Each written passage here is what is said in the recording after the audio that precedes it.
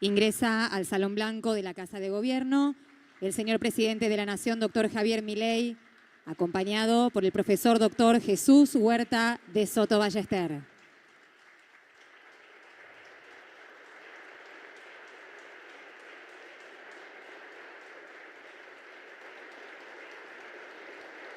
Se encuentran presentes también el señor presidente de la Honorable Cámara de Diputados de la Nación, miembros del Poder Ejecutivo Nacional, miembros del Cuerpo Diplomático, señores secretarios de Estado, señores legisladores, representantes del ámbito académico, familiares y amigos del doctor Huerta de Soto, invitados especiales, señoras y señores. Nos encontramos hoy reunidos con motivo de la entrega de una distinción que simboliza el reconocimiento de la República Argentina hacia quienes por sus méritos y contribuciones se hacen merecedores de una de las más altas distinciones que otorga nuestro país. En esta ocasión se conferirá la Orden de Mayo al Mérito en el grado de comendador al profesor doctor Jesús Huerta de Soto Ballester. Invitamos al señor Huerta de Soto a tomar asiento para escuchar las palabras del señor presidente de la Nación, doctor Javier Milei. Buenos días a todos. Es para mí un placer y un honor mayúsculo tener la posibilidad de distinguir a este coloso de las ideas de la libertad que es el profesor Jesús Huerta de Soto. Como digo siempre, junto a nuestro máximo prócer de la libertad, el profesor Alberto Venegas Linchijo, son mis mentores intelectuales. Los errores son míos, pero digamos, la parte buena se las debo a ellos. Así es que, y no es solamente esta distinción por una mera cuestión, digamos, de algo personal o algo por el estilo, es por la enorme contribución que están haciendo a la humanidad con sus maravillosas contribuciones, por sus clases online y por todo lo que estamos aprendiendo todo el tiempo de ellos, ya sea dentro de las aulas como fuera de las aulas. Y además, dado el momento de Argentina, yo estoy muy involucrado con una de las contribuciones del profesor Huerta de Soto, que es la teoría de la eficiencia dinámica, y por eso mismo es que hoy quería contar lo importante que es ese concepto. Está el profesor Martín Krause, otro coloso. Muchísimas gracias.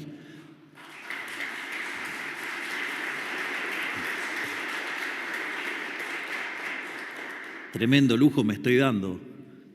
Y miren, y tienen a uno de los intérpretes de las ideas, que es el doctor Federico Sturzenegger, digamos, que está desregulando a diestra y siniestra.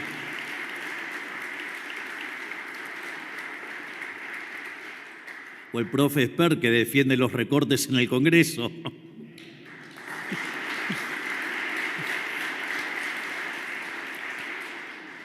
Más allá de eso,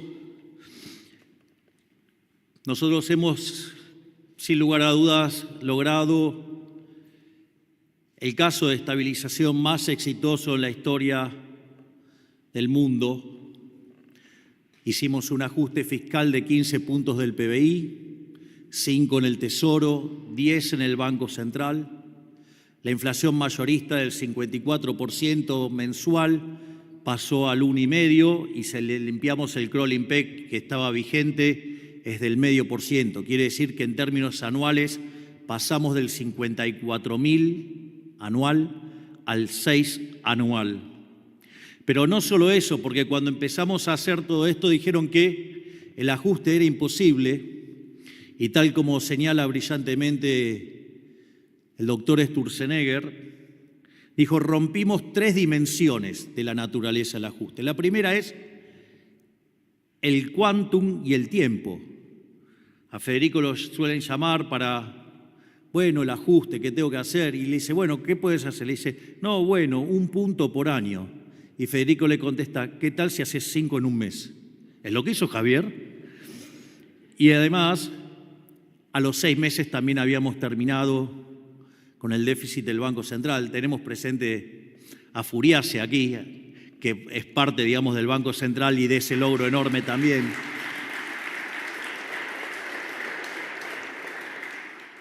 Pero no solo eso. Cuando hicimos el ajuste y empezaba a bajar la inflación, dijeron que íbamos a meter a la economía en una gran depresión y que el PBI se iba a destrozar y que acorde a que había habido ajustes de la mitad del tamaño y habían hecho caer 15 puntos el PBI, por lo tanto estábamos para hacer un desastre. Y después empezaron con que, bueno, entonces iba a ser una L, iba a caer y iba a quedar plano ahí. Después empezaron con que iba a ser la pipita de Nike muy suave. Después la pipita se puso más fuerte. Después era en B. La realidad es que es un tilde. Y perdón la licencia poética, pero la economía argentina sube como pedo de buzo y se ve la burbujita por todos lados.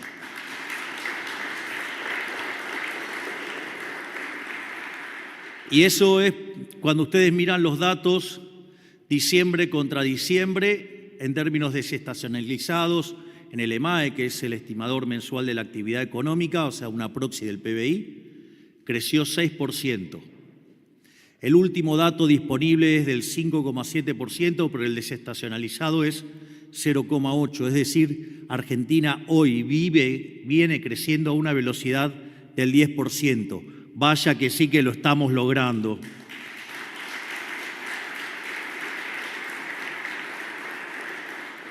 Y también dijeron que éramos un gobierno inhumano, sin sensibilidad, que no nos importaban los más vulnerables. Una vez que sinceramos el desastre que nos dejó el gobierno anterior, obviamente, sincerar los precios hizo que claramente la pobreza saltara al 57%. Hoy ese número, gracias a la baja de la inflación, la recuperación de la actividad y el recorte de los curros de la política, digamos, llevado a cabo por la ministra Petovelo, que no está porque quedó reventada del viaje que venimos de Roma, todos insolados además, cosa que no se nota gracias a que Lilia hizo una cosa prolija en mi cara, magia hizo directamente. La pobreza cayó en más de 20 puntos porcentuales, es decir, que en un año hemos sacado de la pobreza a más de 10 millones de la Argentina. Vaya si no es tener sensibilidad llevar adelante las ideas del libre mercado.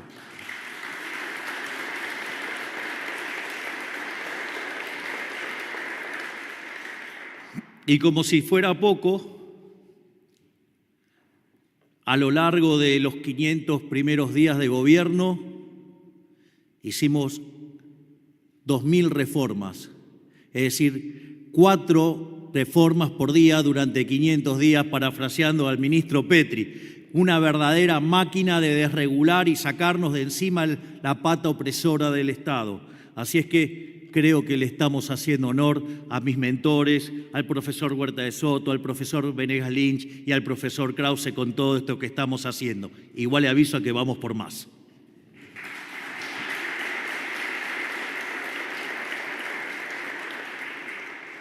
Pero más allá de los resultados de un programa de estabilización exitoso y de las cosas buenas que vienen para adelante para los argentinos, me parece que, y más allá que a mitad del año que viene la inflación habrá sido dejada como un problema del pasado, dado los rezagos de la política monetaria, ya que nosotros dejamos la cantidad fija de dinero a partir de la mitad del año pasado, así es que de esperar que para mitad del año que viene la inflación haya dejado de ser un problema en la Argentina. Es hoy entonces el tema central del debate y por eso este es el tema que a mí me gustó tratar en honor al profesor Huerta de Soto, el tema del crecimiento. Es decir, lo que se viene ahora es el crecimiento en serio. Es decir, ¿cómo vamos a hacer para que Argentina sea grande nuevamente? Y aquí, digamos, hay un rol muy importante en materia de las ideas. Y les puedo asegurar que es mucho más importante el debate de las ideas y tener claro el rol de los valores éticos y morales de una sociedad, que es lo que va a hacer que Argentina vuelva a ser grande nuevamente. En este sentido, de lo que voy a hablar es de crecimiento óptimo y eficiencia dinámica. Y el primer punto, me la voy a agarrar con alguien que suelo agarrármela regularmente, que es con el señor Wilfredo Pareto, y su definición del óptimo de Pareto. Básicamente, ¿cómo, digamos, se suele definir una situación de un óptimo de Pareto? Es decir, es cuando se agotan las posibilidades de ganancias de bienestar. Concretamente, si ustedes están en una situación que no es óptima y ustedes pueden mejorar a alguien sin empeorar a nadie, eso se llama mejora paretiana. Y cuando eso se agota, quiere decir que ustedes están en el óptimo. Y eso es el óptimo de Pareto. Es decir, vendría a ser algo así como nos movemos de algún punto de adentro de las fronteras de posibilidades de la producción hacia el límite de la frontera de las posibilidades de la producción. Y después hay toda una discusión sobre la optimalidad moviéndonos sobre la frontera de la posibilidad de la producción. Y entonces ahí, y esto es un punto que está excelentemente tratado por el profesor Huerta de Soto, y es, él va y ataca directamente a los dos teoremas de la economía del bienestar. El primero de los teoremas dice que el sistema de competencia perfecta es eficiente en términos de Pareto. Y ahora, dentro de un rato, vamos a ver la cantidad de monstruosidades que implica ello, porque asociado a esto, es la discusión que yo planteo en Capitalismo y Socialismo y la trampa neoclásica, que digo, cuando el modelo no mapea con la realidad, en lugar de cambiar el modelo, se enojan con la realidad y lo llaman fallo de mercado. Digamos, esa atrocidad deriva del primer teorema de la economía del bienestar, y es que todo óptimo, digamos que el equilibrio competitivo es óptimo de Pareto. Y entonces cuando la realidad no se mapea con esa monstruosidad, entonces se la llama fallo de mercado, y ahí es donde nace todas las monstruosidades de la intervención. Y el segundo, que también es otra monstruosidad y que es clave en el trabajo de Huerta de Soto, es el segundo teorema de economía del bienestar, y es que la eficiencia paretiana es compatible con distintos tipos de dotaciones iniciales. O dicho de otra manera, ustedes esa idea llevada al extremo, y en los manuales de microeconomía o teoría de los precios, como ustedes quieran decirle, es el hecho que la optimalidad es independiente de la distribución. Una idea que el primero que la instaló fue John Stuart Mill. Bueno, eso es verdaderamente una aberración, y con eso se mete directamente el profesor de Huerta de Soto en algún momento, porque todo el debate entre el capitalismo de libre mercado, el modelo de libre mercado, la sociedad de libre mercado versus el socialismo o el estatismo en sus distintas versiones, de derecha o de izquierda, pero todos estatistas en el fondo, lo que sabemos que no es trivial, no es independiente el resultado de la distribución, no lo es en términos estáticos, lo cual es grave, pero además es mucho peor en términos dinámicos. Y si nosotros comprendemos este punto, vamos a tener claro que abrazar las ideas de la sociedad abrazar las ideas del socialismo puede destruir una sociedad. El mejor ejemplo es Argentina, de ser uno de los países más ricos del mundo. Los distintos pelajes de socialismo, hundieron a la economía y nos dejaron plantado un desastre que hubiera sido la peor de las crisis en la historia argentina, porque combinaba lo peor del Rodrigazo, lo peor de la hiper de Alfonsín y lo peor de la salida de la convertibilidad del 2001. Entonces, ya no es solo que no es factible eso y que es falso y que puede generar un desastre en términos estáticos, sino que las consecuencias dinámicas son atroces. Es decir, es falso que la eficiencia ustedes la puedan separar de la cuestión de la propiedad. Y eso es un punto central. Eso voy a ir. Entonces, ahora me voy a meter con el primer punto. El primer punto es cuando no se cumple el primer teorema del bienestar, o sea, aparece un fallo de mercado. Ahora, si ustedes se fijan, todos los fallos de mercado son problemas con los cuales nos metemos con la matemática del equilibrio, no con problemas de la vida real. El primero es las no convexidades, es decir, la contraparte de este nombre técnico, no convexidades, es la existencia de estructuras de mercados concentrados, o si ustedes quieren, en el caso más extremos, monopolios. De hecho, yo siempre cuento que me convertí a la escuela austríaca leyendo el artículo Monopolio y competencia de Murray Rothbard, que está en el libro El hombre, la economía y el Estado, cuya traducción al español la ha hecho el padre del prócer, Alberto Venegas Lynch, o sea, el papá del prócer, abuelo de Berti. Entonces, básicamente tiene que ver con una caracterización por la matemática del modelo de equilibrio general para que sea un óptimo y las estructuras matemáticas subyacentes para que ese resultado sea un óptimo. Pero eso es un problema de la matemática, es un problema en la cabeza de los economistas. Eso no tiene nada que ver con la vida real de los individuos. Es decir, los monopolios solamente son malos si solo si fueron creados artificialmente por el Estado. Si no, digamos, o sea, como decía Mises, si hay un solo oferente que me voy a pelear con el único que hay.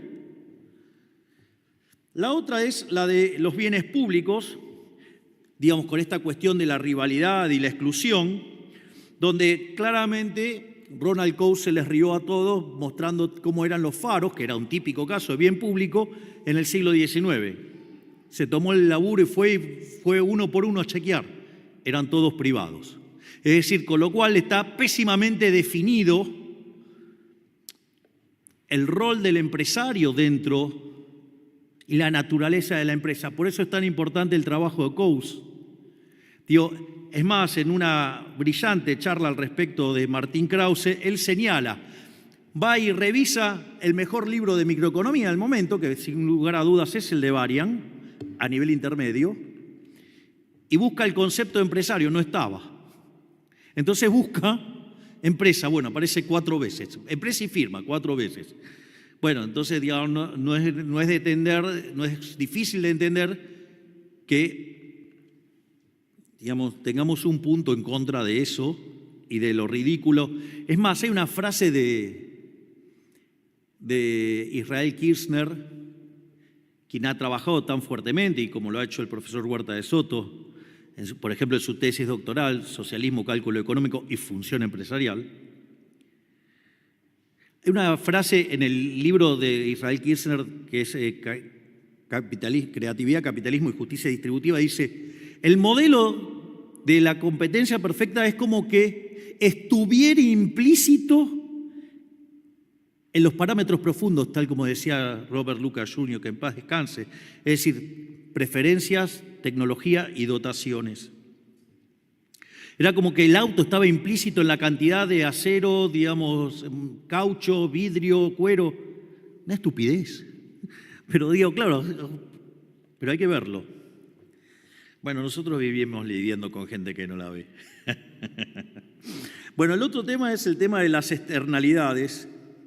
Digo que, digamos, las de consumo tienen que ver con un problema de circularidad, de resolver el modelo de equilibrio general. O sea, claro, porque si el consumo de un individuo depende de lo que consume otro, si eso estuviera cruzado, genera una circularidad y no se puede resolver el modelo. Pero hay un caso más divertido que cita el profesor en el artículo. Por ejemplo, el caso de la envidia. Y entonces, eso también sería un problema interesante de la resolución de los modelos. Y hay tantos de esos. Bueno, después está en producción, digamos, analizar este tema me ha traído lugar a tantas malas interpretaciones maliciosas. Y obviamente que están, digamos, los problemas de información asimétrica, el riesgo moral, la selección adversa, cómo se resuelve esto con el signaling. Pero más divertido también dentro de esta familia, y que suelen usarla mucho los neo-keynesianos para molestar con sus intervenciones, es la idea del dilema de los prisioneros, o sea, que está detrás de todos los que se llaman los problemas de fallo de coordinación. Y ese es uno de los problemas. El otro problema es que el óptimo de Pareto se va de patadas con el crecimiento económico. Es decir, lo planteo de una manera más simple. Estamos a finales del siglo XIX y aparece un señor llamado Thomas Alva Edison e inventa la lamparita. Entonces hay un montón de tipos que van a la quiebra, llamados fabricantes de velas. Si ustedes se ponen a pensar en términos de óptimo de Pareto, la situación para esas personas es desastrosa. Es decir, no hay nada más antipareto que el progreso tecnológico. Ahora, ustedes matan el progreso tecnológico y van a estar matando los últimos 250 años de historia de la humanidad, que son los mejores 250 que haya habido el hombre en toda su existencia. Ya que, digamos, previo a la revolución industrial, la condición natural del hombre era la pobreza. Y en una situación donde de arranque el 95% de las personas vivían debajo de la línea de pobreza extrema, la línea de pobreza extrema tiene que ser cambiada todo el tiempo porque se ha vuelto absolutamente irrelevante. Vaya que ha traído beneficios el capitalismo de libre empresa, a pesar de todas las intervenciones que hay. Entonces, básicamente, hay un par de problemas ahí. El primer problema es que el crecimiento se ha dado por el progreso tecnológico. Y si nosotros, en lugar de tratarlo como una bendición, lo vamos a perseguir por la segunda cuestión derivada, que es la distribución del ingreso, lo que vamos a estar haciendo es matar el crecimiento económico, porque vamos a estar persiguiendo a aquellos que generan riqueza. Por eso es que quiero hacer tanto énfasis en este punto y me ponga como algo pesado y denso, pero es el desafío que tenemos a futuro. Porque ahora viene el problema o la cuestión del crecimiento económico. Y por eso es tan importante la batalla cultural. Porque si dejamos permear las ideas de los zurdos, lo único que van a hacer es abortar el crecimiento económico, como lo hacen cada vez que se meten. Y por eso, fíjense que en línea a este problema, hay un artículo muy lindo dentro del libro La economía en una lección de Henry Hazlitt que ataca a la falacia ludita y que es justamente el odio a la máquina. Justamente es esto. Y básicamente ese libro, digamos, está inspirado en Bastiat, en lo que se ve y lo que no se ve. Y básicamente, si uno lo quisiera poner en terminología neoclásica, cuando Hazlitt distingue entre el buen y el mal economista, dice que es el mal economista, el que mira solamente equilibrio parcial, mira solamente un mercado y de manera estática. La diferencia con el buen economista es que el buen economista mira el equilibrio general y lo mira en términos dinámicos. No solo mira un solo mercado hoy, sino que mira todos los mercados hoy y en el futuro. Después podemos discutir, digamos, otras cuestiones, pero digamos conceptualmente, para ponerlo en el lenguaje que manejamos todos, por eso hago la traducción neoclásica. Ahora, entonces, el primer problema que tenemos es, ya digamos, hay un problema de tratamiento de la optimalidad con el tema del crecimiento económico porque se va de patadas. Pero no solo eso, sino podemos seguir ahondando sobre la naturaleza, digamos, de los modelos de crecimiento, digamos, el modelo a la Ramsey. Ahora, es interesante porque, si ustedes se fijan, y ahí vuelve a aparecer el germen intervencionista de vuelta, con el primer teorema de la economía del bienestar, si ustedes plantean el modelo de Ramsey, de hecho en el libro de Xavier Sally Martin está planteado, plantea el modelo de Ramsey y plantea la solución socialista. Y adivinen qué da, lo mismo. Por lo tanto, da lo mismo si ustedes tienen un modelo competitivo, digo, más allá de las diferencias que podamos tener con los neoclásicos en a qué definen competitivo, sucede que el resultado es el mismo. Pero es más, cuando avanzan y por ejemplo, tratan el tema de la educación, tema que no es menor, porque todo el debate del crecimiento endógeno, cuando reinicia a mediados de los 80, a partir de la tesis de Romer y el impulso que le da Robert Lucas Jr., ¿sí? Y que empieza todo un debate y que ese debate culmina en un paper empírico de Mankiw Romer, David Romer y David Weil, y demuestra que 70 puntos del crecimiento económico son explicados por el capital humano. Entonces se acabó el debate, dice. Esto es capital humano. Pero sucede que cuando aborda la cuestión del capital humano dice, no, bueno, pero esta tiene la característica de un bien público. Entonces, para maximizar el crecimiento hay que meter al Estado. Y ahora, digamos, se van a dar... Voy a adelantar una frase del profesor Huerta de Soto que es una maravilla. Digo, porque no puedo esperar. Justicia y eficiencia son dos caras de la misma moneda, ya que lo justo no puede ser ineficiente y lo eficiente siempre debe ser justo. Y acá lo que estamos hablando es que va a aparecer un tipo a robarle a alguien, meterle la mano en el bolsillo a alguien para transferírselo a otro. Es decir, en el propio sistema, digamos, donde queremos corregir ese problema, estamos sembrando las raíces de la destrucción. Y ni que hablar cuando además se meten con la educación pública, sea de gestión privada o de gestión estatal. Y ahí el ejército de intervencionistas que va creando el Estado. Entonces, básicamente, ese es uno de los problemas. El otro, que es el que a mí me apasiona y en el que estoy trabajando, tiene que ver con la presencia de los rendimientos crecientes. Cuando ustedes miran los datos del PBI per cápita, llevan el formato de un palo de hockey. Entonces van a ver que hasta el año 1800 el PBI per cápita estaba prácticamente constante y de repente empieza a subir enormemente con la llegada del capitalismo de libre empresa, a pesar de todo lo que intervienen los intervencionistas. Es decir, la presencia de rendimientos crecientes.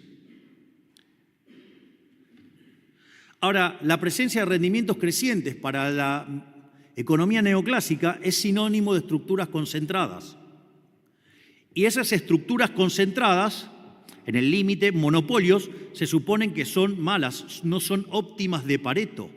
Y por lo tanto, hay que regular.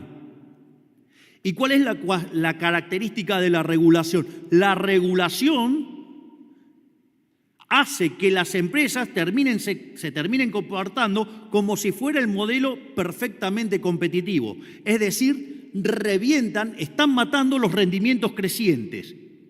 Y como consecuencia de ello, se termina matando el crecimiento económico. Yo recuerdo que en una de las reuniones que tuve con la directora del Fondo Monetario Internacional, Kristalina Georgieva, a raíz de la charla que habíamos tenido en el G7, mientras que estábamos esperando para hacer la foto de familia, estábamos esperando al difunto Papa Francisco, que en paz descanse. Entonces nos pusimos, mientras que lo esperábamos, porque se había roto el carrito en el que venía con Meloni, nos fuimos a un costado y nos pusimos a hablar sobre la inteligencia artificial, el crecimiento y demás. Y en ese contexto ella me citó un paper de Keynes, que es la economía de mis nietos, y bueno, estuvimos charlando sobre eso, y a la otra reunión yo le expliqué esta argumentación teórica, y lo más divertido que cuando fuimos a la otra reunión, no habíamos empezado la reunión y me dijo, presidente, usted tiene razón. Y yo le dije, ¿de qué? Dije, con todos los logros económicos quizás tenía que ver con eso. Y era sobre este punto. Además había hecho la estimación empírica de cuánto le costaba las regulaciones a la economía y se estima que hace perder productividad total de los factores por más de 1 punto, lo cual es un montón. Es un montón, 1 punto de crecimiento por año, es un montón, entre 1 punto y 1,5 puntos, y donde si tienen un buen ejemplo para esto, digamos, es Europa. Europa no crece porque está atestada de regulaciones, y ahí fue que me pidió autorización para convocarlo al doctor Sturzenegger, digo, que es nuestro hombre de la desregulación. Por eso, digamos, que es un punto que a mí me importa tanto. Y es ahí entonces donde quiero entrar ya, digamos, en la última parte de esta charla, porque entonces, ¿qué podemos hacer para maximizar el crecimiento? Como una forma de alcanzar la eficiencia dinámica. Y ahí es muy importante cómo lo define el profesor Huerta de Soto, lo voy a citar textual. En el sistema económico será más eficiente conforme más y mejor impulse la creatividad y la coordinación empresarial, de modo tal, ¿sí?, digamos, que mueva continuamente hacia afuera la frontera de posibilidad de la producción. Es decir, ¿cuál es el sistema institucional? Digamos, ¿cuál es el marco en el cual, digamos, yo puedo empujar con más fuerza la frontera de posibilidades de la producción? Es decir, ¿cómo me expando? Digamos, y que básicamente, digamos, tiene que ver con la creatividad, con la función empresarial. ¿Cómo maximizo eso? ¿Cuál es el marco institucional que maximiza eso? Se lo voy expoliando, o sea, obviamente el capitalismo de libre empresa, el anarcocapitalismo. Entonces, básicamente está construido sobre tres pilares. Uno es el tema de la función empresarial, ¿sí?, el rol del descubrimiento. Hay toda una discusión sobre el principio de apropiación del opio, sumamente rica, digamos, y no me quiero extender porque acá lo importante es que hable el profesor, no yo. Y esto lo combina con la idea de la destrucción creativa de Schumpeter, o sea, tanto con una forma proactiva de mirar este proceso, digamos, en materia de innovación y descubrimiento. O sea, si ustedes se fijan lo que está proponiendo este hombre, piensen en los parámetros profundos de un modelo de equilibrio general. Estamos hablando de ¿cómo definiría Debré una economía en términos de parámetros profundos? Sería preferencias, que sabemos que pueden cambiar, tecnología, y obviamente que, digamos, desterrar esta idea del progreso tecnológico en lo paretiano, digamos, lo deja afuera. Entonces lo que estamos diciendo es que la tecnología puede cambiar, pero no solo eso. Es decir, porque más o menos el tema de la tecnología, de alguna manera, lo hemos incluido,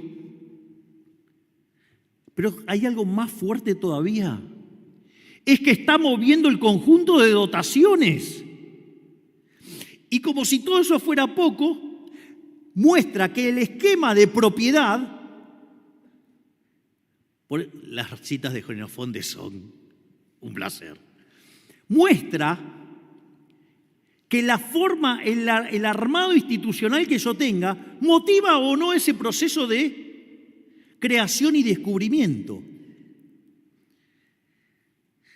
Entonces, obviamente que esto lo aúna con el concepto de eficiencia adaptativa de North, donde básicamente son las instituciones que permiten que todo esto ocurra.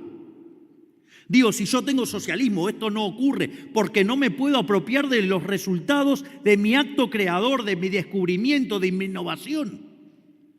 No lo voy a hacer porque si no me lo apropia el Estado y bloquea esa capacidad creadora y de descubrir. ¿Qué sentido lo voy a hacer si no me lo puedo apropiar? Es todo costo si no.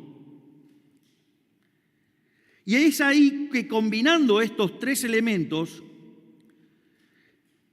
llega a la teoría de la eficiencia dinámica y deja claro con esto además la imposibilidad del socialismo en términos estáticos, cosa que, digamos, también discute en el libro, digamos, que es su tesis doctoral. Digo, la ineficiencia en lo estático, digamos, ya sea en lo que tiene que ver con la cantidad de información que es imposible procesar, pero que aun cuando fuera posible, el problema es que en términos estáticos lo que más importa es el know-how. Es decir, puede venir el señor Michael Jordan a describirme cómo hace una volcada y no puedo. No puedo. O sea, no tengo ni, por ejemplo, el amigo Mike Bogiano no podría, digamos, porque las diferencias en términos de estatura son no triviales. Y aún así, digamos, no todas las personas que midan 1,98 m van a poder hacer eso tampoco, ¿no? O sea, no te veo, Manu, haciendo volcadas. Y a vos, Fede, tampoco. O sea, que están en el rango. Y después otra cosa fabulosa que plantea el profesor Huerta de Soto, digo, los problemas dinámicos. Porque ustedes necesitan que se vaya creando esa información. Pero la información que le llega al socialismo siempre es lenta. Y esta es la mejor parte de todas. Porque si ustedes se imaginarán que detrás de todo esto hay un andamiaje que ustedes tienen que saber de economía, tienen que saber en serio. ¿Y qué es lo más brillante de la contribución del profesor Huerta de Soto? No necesitan saber nada de esto. Porque en realidad lo importante es la cuestión ética y moral. Por ejemplo, Argentina no se ha hundido por un problema de cómo hacíamos las cuentas. El problema es de índole moral, son los valores, cómo hemos prostituido nuestros valores. Dejamos de abrazar los valores de Occidente, los valores de la cultura judeo-cristiana, para abrazarnos al demonio del socialismo woke. Y así es como nos hundimos. Y entonces, por eso es que toma más fuerza ahora sí esta definición, porque podría haber un montón de senderos supuestamente por los que sería óptimo el crecimiento. No. Y en eso es muy claro. Hay un solo sendero que cumple con estas características. Por eso me gustó tanto esta definición. Justicia y eficiencia son dos caras de la misma moneda, ya que lo justo no puede ser ineficiente y lo eficiente siempre debe ser justo. Y el único sistema que es justo es el capitalismo de libre empresa. Por lo tanto, si uno abraza los valores morales y éticos, digamos, de que queda claro lo que está bien y lo que está mal, y uno se sigue por esos valores, y lo que es justo va a estar yendo por el sistema eficiente, porque además el único sistema que es justo es el capitalismo de libre empresa. En el libro de Israel Kirzler sobre distribución del ingreso dice, ¿de qué se lo tacha al sistema capitalista? Se lo tacha de injusto. ¿Y qué es lo que dice Israel Kirzler? Dice, si eso fuera cierto, es decir, somos más eficientes productivamente, pero si fuera cierto que el sistema es injusto, no vale la pena defenderlo. ¿Y cuál es la prueba central en ese trabajo? Que el sistema capitalista no solo es más eficiente, sino que además es el único sistema que es justo.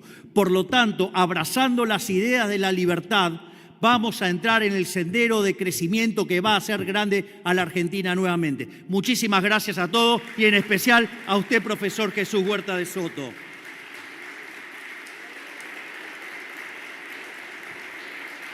Finalizadas las palabras del señor presidente de la Nación, invitamos a subir al estrado al profesor doctor Jesús Huerta de Soto Ballester.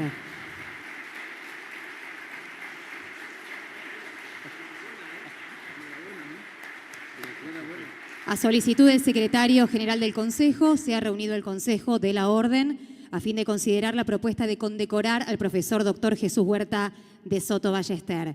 Estudiados los merecimientos en los cuales se fundamenta la mencionada propuesta y habiéndose cumplimentado los recaudos señalados en el artículo 14 de la reglamentación de la Orden de mayo, el Consejo de la Orden aprobó la propuesta sometida a su estudio y decidió se confiera, en consecuencia, la condecoración de la Orden de Mayo al Mérito en el grado de comendador al profesor doctor Jesús Huerta de Soto Ballester, ciudadano español. En virtud de lo antedicho, los miembros de la Orden, conformada por el señor Ministro de Relaciones Exteriores, Comercio Internacional y Culto, el señor Ministro de Defensa de la Nación y la señora Directora Nacional de Ceremonial, han firmado el acta correspondiente en prueba de conformidad de lo acontecido. A continuación, les vamos a pedir por favor que tomen asiento.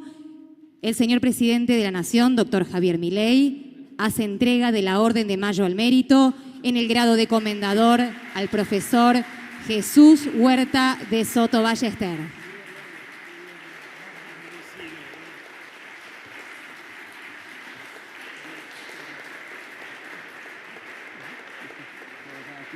Dirige la palabra a continuación el señor profesor doctor Jesús Huerta de Soto Ballester. Excelentísimo señor presidente de la Nación Argentina, don Javier Milei, menuda clase de teoría económica. Menuda clase. No sé, los economistas, desde luego, que estén presentes lo habrán podido apreciar, pero para los demás se lo digo, y los que nos están viendo fuera de aquí. Es un lujo. En ningún lugar del mundo, ningún jefe de Estado dispone de este conocimiento y, sobre todo, es capaz de explicarlo de una manera tan clara y sintética. Esto es una suerte, una bendición de Dios para la Argentina y para el mundo.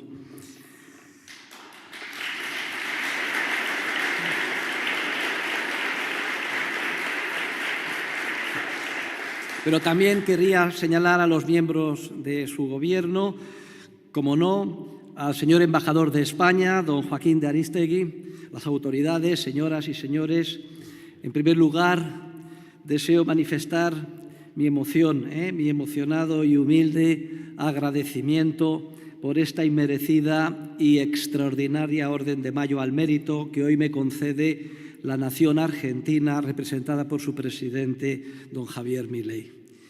Y quiero aprovechar esta oportunidad única para enviar un mensaje de ánimo, apoyo y esperanza a todo el pueblo argentino y también, como no, a España y al resto del mundo, que hoy siguen con expectación y el máximo interés lo que está sucediendo en este gran país.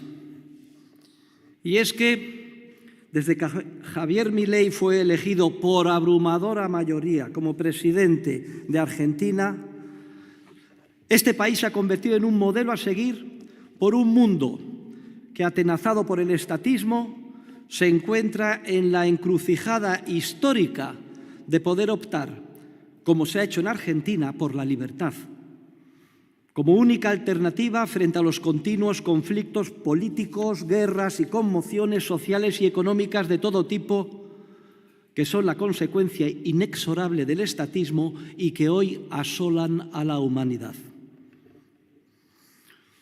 La primera idea de mi intervención hoy es que el Estado no es necesario. La ciencia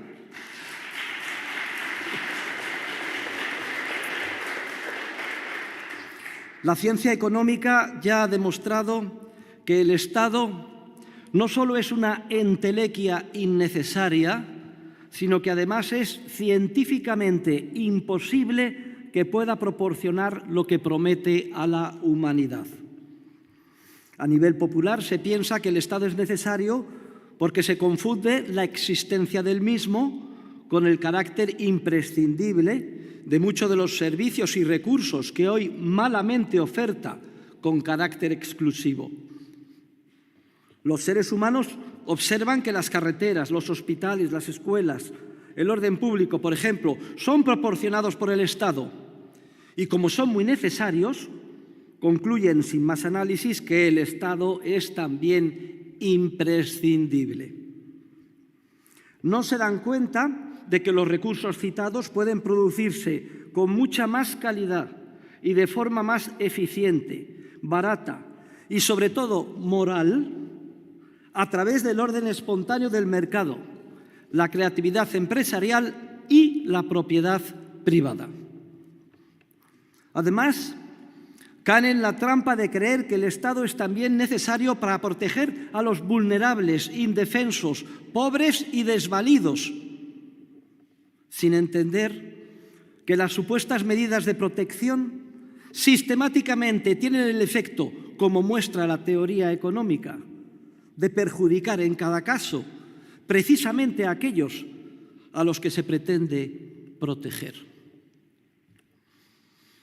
Por otro lado, es importante entender que la definición, adquisición, intercambio y defensa de los derechos de propiedad que articulan e impulsan el proceso social no requieren de una agencia monopolista de la violencia. Y no solo no la requieren, sino que, por el contrario, el Estado actúa pisoteando múltiples títulos legítimos de propiedad, defendiéndolos de forma muy deficiente y corrompiendo el comportamiento individual de respeto a los derechos de propiedad privada. El sistema jurídico es la plasmación evolutiva que integra los principios generales del derecho, especialmente de propiedad, inseparables de la naturaleza del ser humano. El derecho, por tanto, no es lo que el Estado decida, democráticamente o no, sino que ya está ahí, inserto en la naturaleza del ser humano, aunque se descubra y consolide jurisprudencial y, sobre todo, doctrinalmente, de forma evolutiva y consuetudinaria. Y el Estado no solo no es preciso para definir el derecho, tampoco lo es para hacerlo valer y defenderlo. Y esto debe resultar especialmente obvio en los tiempos actuales, en los que el uso, incluso por muchos organismos gubernamentales, especialmente en mi país, de empresas privadas de seguridad está a la orden del día. No puede pretenderse que expongamos aquí con detalle cómo funcionaría la provisión privada de los que hoy se consideran como bienes públicos. Y, de hecho, no pueden conocerse hoy todas las soluciones empresariales que un ejército de emprendedores daría a los problemas planteados si se les dejase hacerlo. Pero lo que hasta los más escépticos han de reconocer es que lo que hoy ya sabemos es que el mercado, impulsado por la acción humana, creativa y coordinadora, funciona. Y precisamente lo hace en la medida en que el Estado no interviene coactivamente en su proceso social. Y que las dificultades y conflictos siempre surgen precisamente allí donde no se deja que se desarrolle libremente el orden espontáneo del mercado.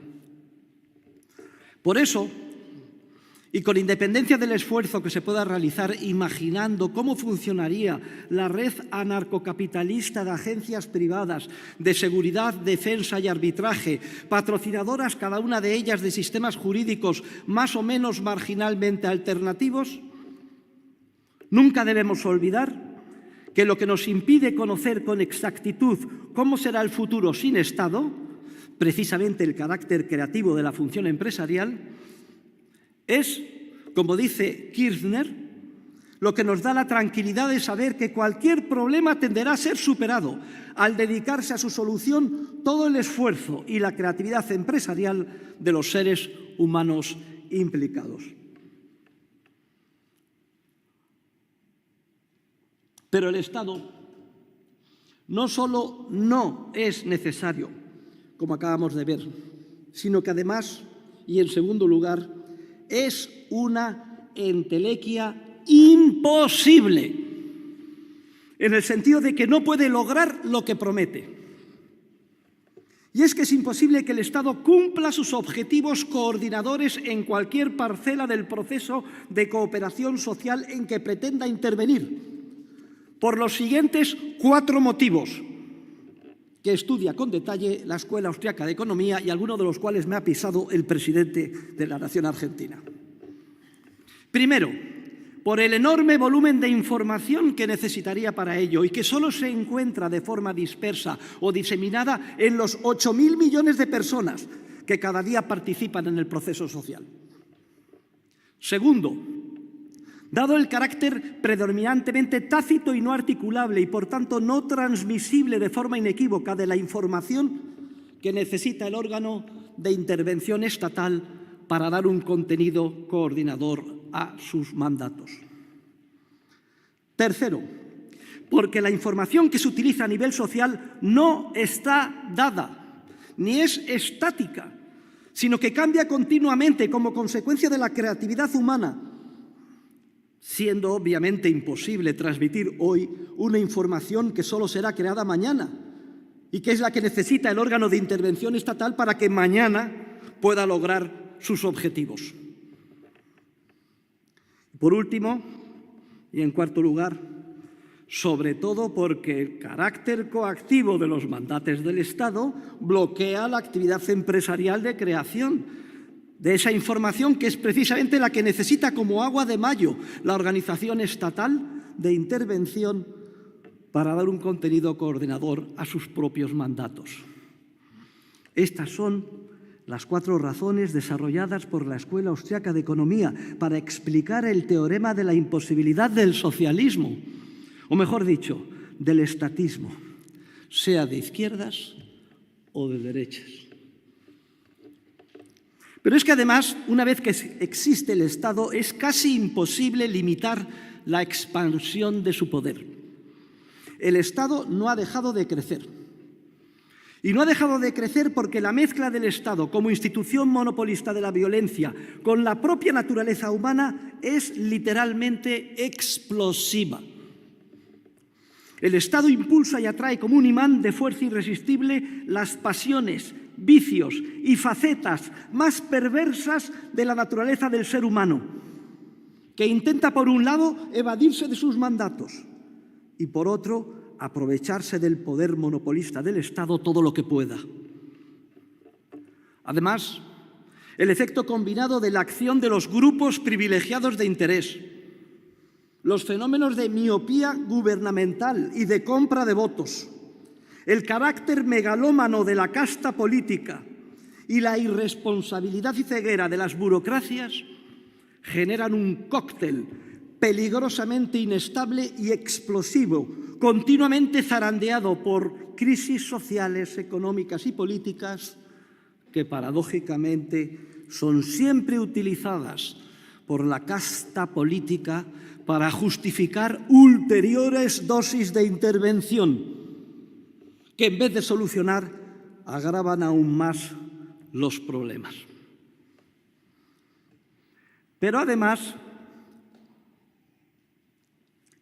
de innecesario o imposible, el Estado, en tercer lugar, es esencialmente inmoral. El Estado se ha convertido en el ídolo al que todos recurren y adoran.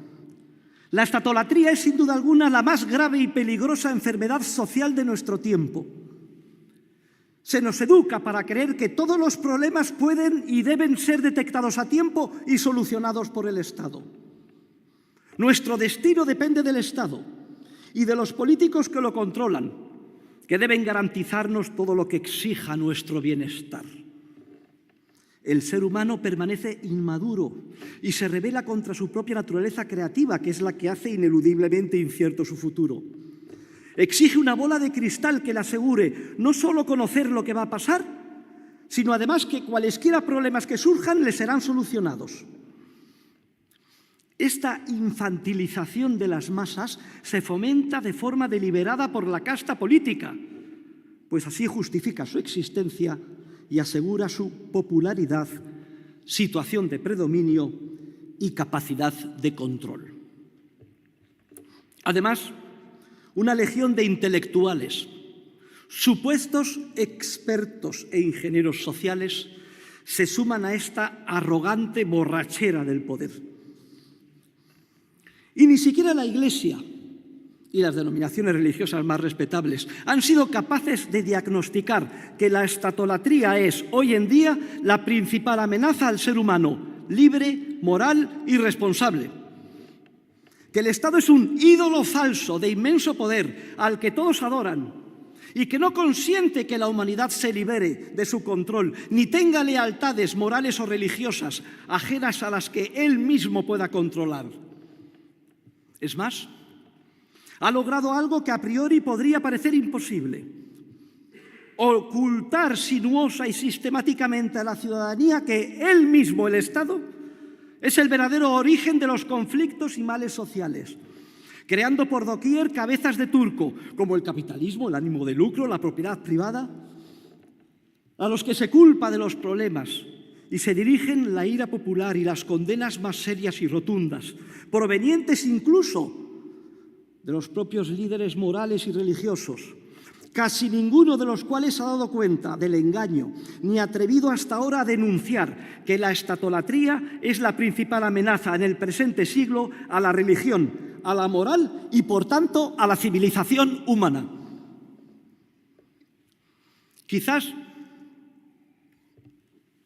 la principal excepción dentro de la Iglesia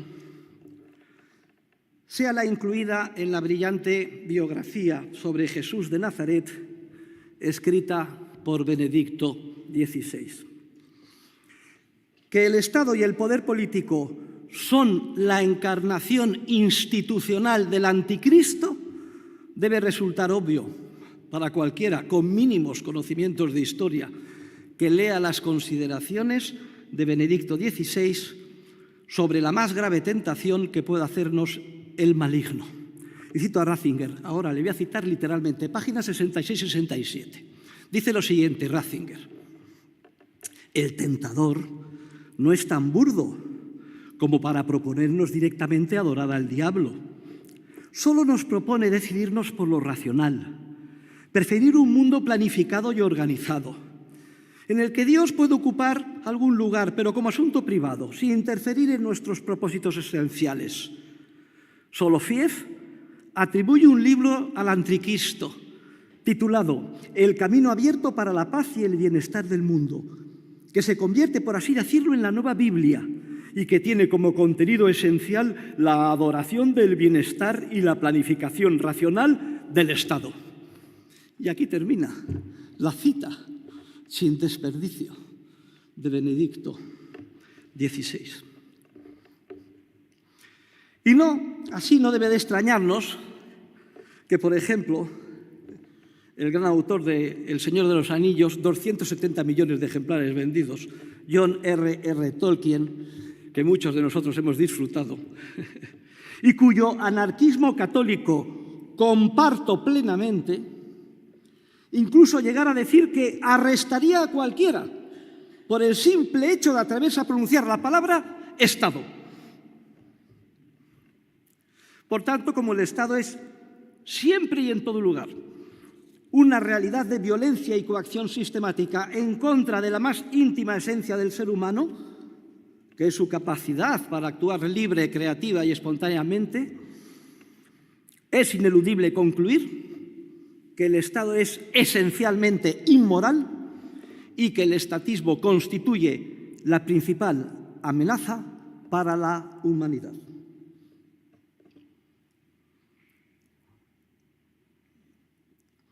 La revolución contra el antiguo régimen fue protagonizada por nuestros predecesores, los grandes liberales clásicos, entre los que destacaron en esta parte del mundo, por citar solo dos ejemplos, el libertador José de San Martín, que nos quiso transmitir en sus máximas a Merceditas el amor a la verdad, el odio a la mentira, el respeto a la propiedad ajena y el amor a la patria y, sobre todo, a la libertad. O el propio padre del constitucionalismo liberal argentino, el gran Juan Bautista Alberdi. Pues bien, si queremos ser leales a estos próceres y padres de la patria argentina que nos han precedido, es nuestra responsabilidad culminar la labor que iniciaron y hacerlo reconociendo que esta labor de los viejos liberales hoy tiene su continuidad natural en la revolución anarcocapitalista del siglo XXI.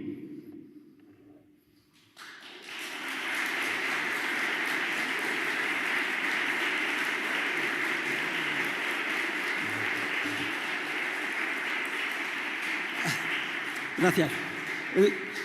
El anarcocapitalismo es la representación más pura del orden espontáneo del mercado, en el que todos los servicios, incluyendo los de definición del derecho, justicia y orden público, son proporcionados a través de un proceso exclusivamente voluntario de cooperación social.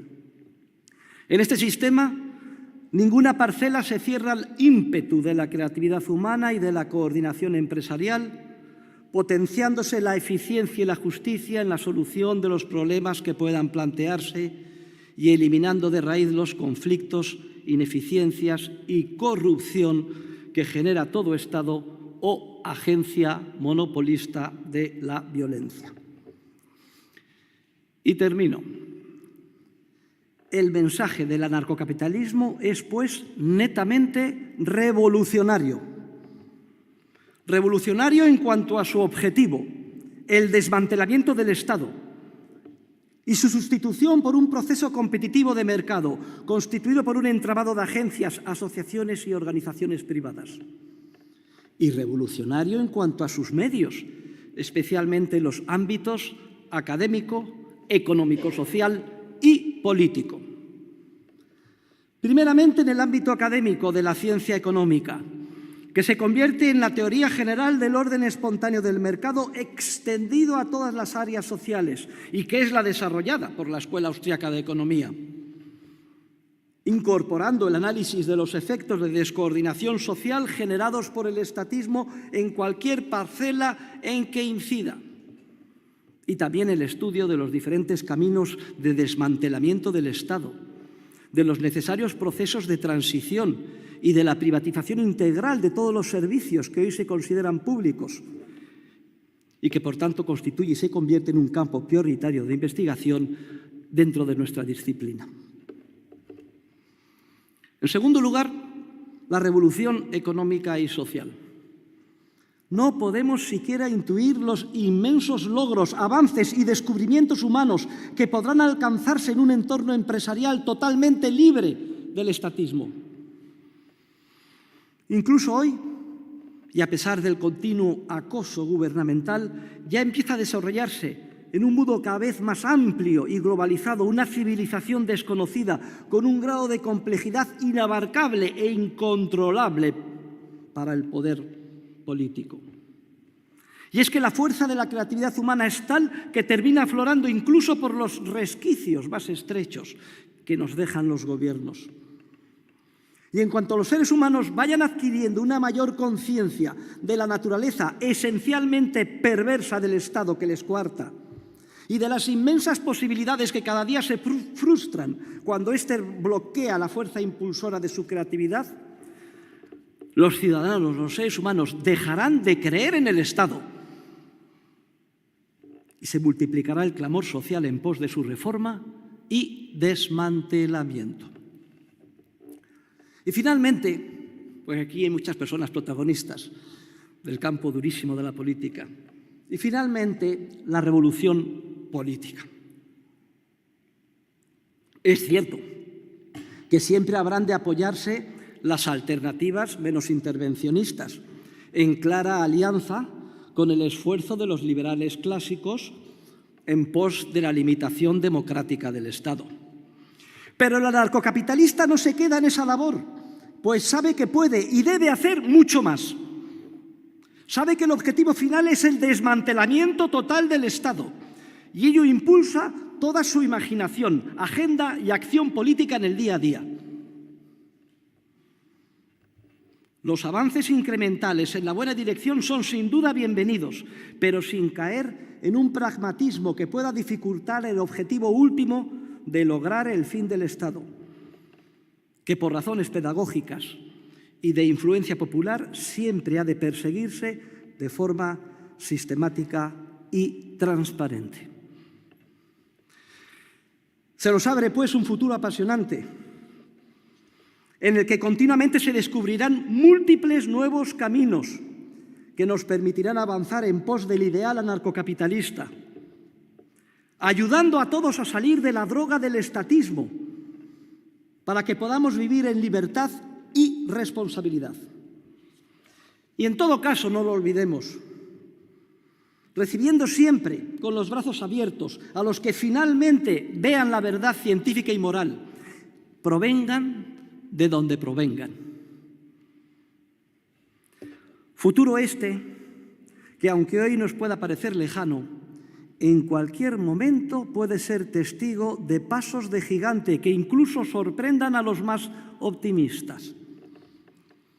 ¿Quién fue capaz de predecir tan solo 5 años antes que en 1989 se desmoronaría el muro de Berlín y con él todo el comunismo del este de Europa? ¿Quién hubiera podido siquiera imaginar que hace escasamente 1 año y medio el pueblo argentino optaría por asumir el liderazgo ideológico y político de la humanidad, eligiendo en libertad al primer presidente liberal libertario de la historia?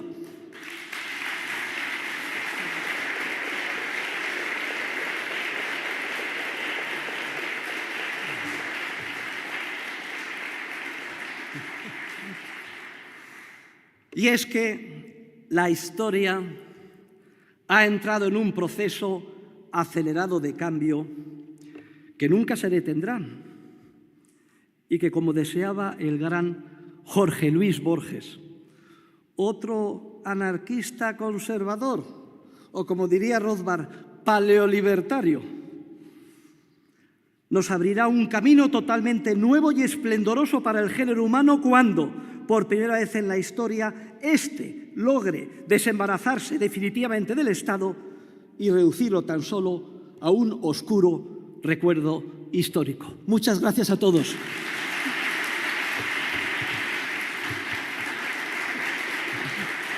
Finalizadas las palabras del profesor Huerta de Soto Ballester, invitamos nuevamente al señor presidente de la Nación, doctor Javier Milei, a subir al estrado para el saludo final y toma fotográfica.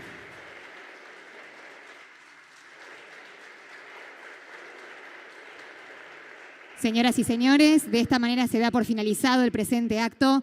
A todos, muchas gracias.